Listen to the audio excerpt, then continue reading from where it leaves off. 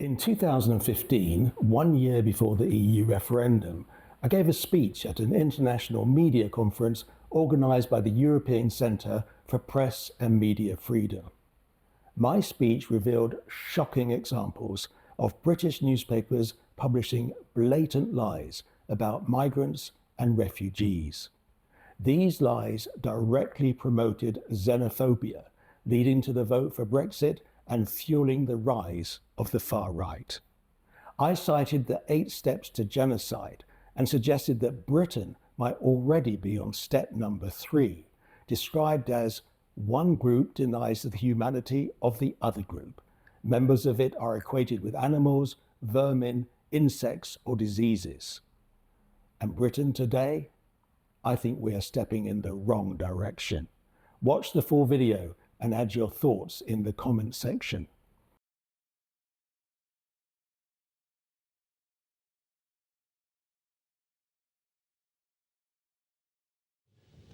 I'm a journalist who's been investigating journalism. In particular, how the British newspapers have presented immigrants and refugees, and how our press regulator has intervened or not when things have gone wrong, when newspapers have not accurately reported what's been happening. And I haven't liked what I've seen. A daily deluge in some of our media that's spreading hatred towards migrants and refugees. And it should be said at the outset that the distinction between EU migrants, non-EU migrants, illegal migrants, asylum seekers, and refugees are not in these reports. They're lumped together. According to some British media, they're all the same. And in demonstrating this, I want to give some examples of some of the newspaper reports that I've been looking at lately. In particular, a report that led up to the lifting of work restrictions for Romanians and Bulgarians coming to Britain at the beginning of last year. And in the months leading up to that event, some of the British media was spreading great fear that 29 million Bulgarians and Romanians would now be allowed to come to Britain. Well, here was the Daily Mail online story about this. The Daily Mail is the world's most popular online newspaper with almost 200 million online readers. And here it is, confirming everyone's fears. From the 1st of January, the newspaper was claiming that all the planes and buses from Romania and Bulgaria to Britain were full up and sold out.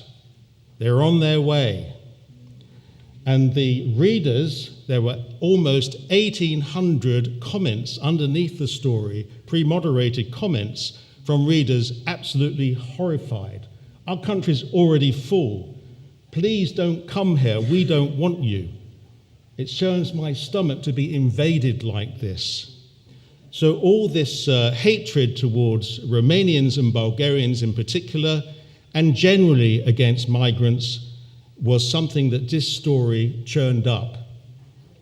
But actually, the story turned out to be completely untrue.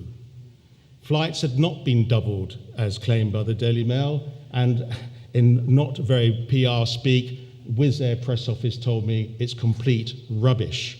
I was able to get seats on planes and buses which the Daily Mail claimed were completely full up. The Balkan Bus Company told me they had less bookings that year than the previous year, and they had plenty of seats, and I was able to book seats on the bus that the Daily Mail claimed was full up.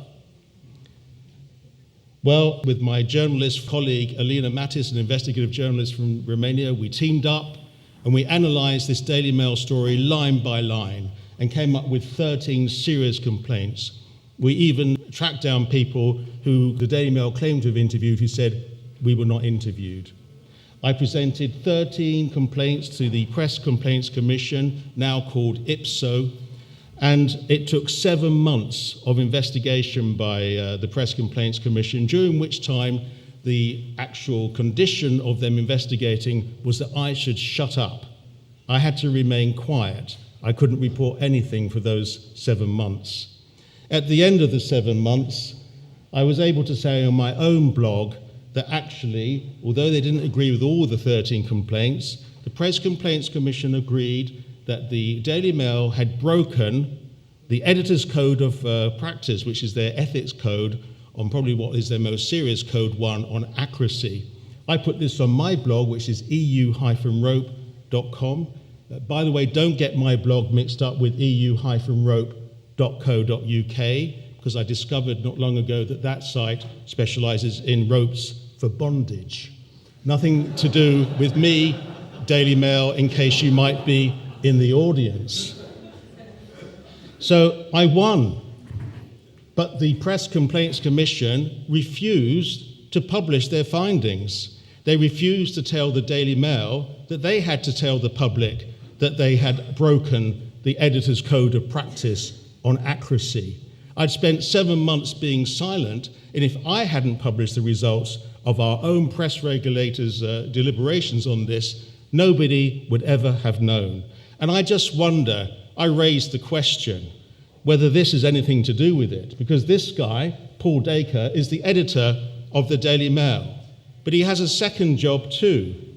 He's also in charge of the Editor's Code of Practice, not only for the Press Complaints Commission, but the new organisation IPSO that's taken its place.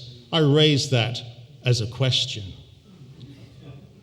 Well, here's another newspaper, Daily Express. You might wonder, why am I concentrating on the Daily Mail and the Daily Express? Well, by far, they have more complaints against them than any other newspaper to our press regulator.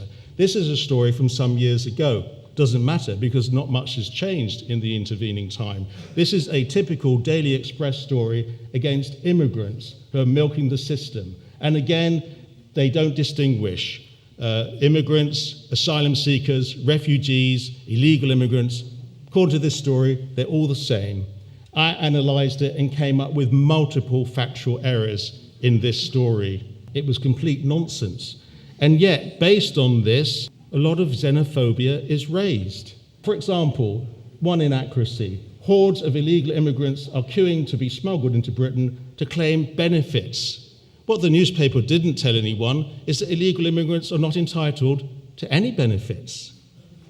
And you wonder, what is the motive for a newspaper like the Daily Express to do stories like this? Well, here's one idea. You can ring them and vote on whether you think these illegal immigrants should get benefits that they're not entitled to get in the first place.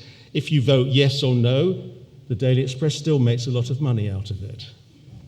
Here's a more recent story from August. 2 Daily Mail stories about refugees from Calais coming to Britain. And you'll notice that in the headlines and in the first parts of the story, they don't refer to them as asylum seekers or refugees. They're referred to as illegals or illegal migrants. In the first story, it was claimed that these Calais stowaways, as they're called, were being put up in hotels, hundreds of them, according to the Daily Mail. In actual fact, the truth of the story was that 100 asylum seekers were put up in hotels temporarily, not for very long, and you can't really call them illegals. They were accepted as asylum seekers. In the second story, it said that 7 out of 10 Calais migrants were getting into the UK. That was also untrue, and I'm going to come on to that. Let's deal with the first story briefly first. This is how the Daily Mail want to present these asylum seekers. Heaven forbid, they're being given food. And to just demonstrate the point, let's see a sandwich and some chips. That's the sort of food these asylum seekers are being given. How awful. Welcome to Soft Touch UK, where asylum seekers are going to get £5 a day subsistence to live on. Terrible. And what about the other story? Well, this is the Chief Constable of Kent, who told our Parliament that within 4 months, 70% of the refugees, migrants, asylum seekers, whatever you want to call them, who are camped in what's known as the jungle in Calais, 70% of them within 4 months disperse. But no one really knows where they go. Some of them may come to Britain, some of them may go to other parts of Europe or claim asylum in France. That's what he said. But what the Daily Mail chose to report was that the Chief Constable of Kent said that all of them come to Britain, all 70%. And based on those statistics, the Daily Mail statistics department was able to do some very convoluted numbers of people who were getting to Britain. I reported this to Parliament and to the Kent Police. They thanked me. The Kent Police insisted to the Daily Mail that they publish a correction, which they did, but the correction was incorrect.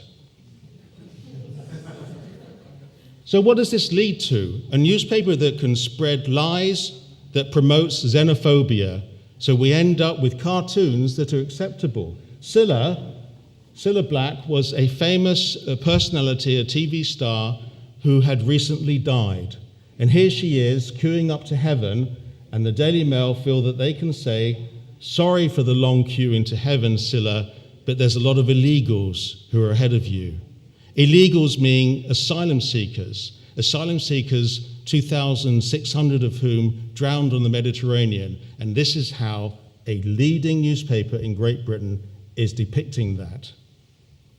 Well, what's the difference between that sort of cartoon and this cartoon from Germany in 1936, where a Jewish man is shown politely asking for room on a bench, after which he shoves off the previous occupant, and the caption asserts that Jews behave in this way in other situations. What's the difference between that and this from the Daily Mail of August, where, because they say our hotels are full of these illegals, a British elderly couple are told they're going to have to tell these asylum seekers to shove over to make room for them.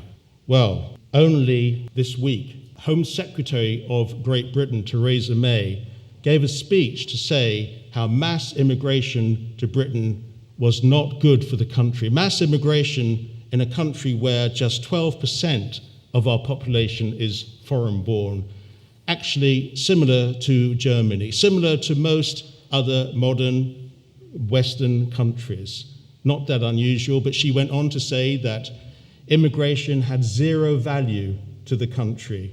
Immigration actually meant that British people were losing jobs.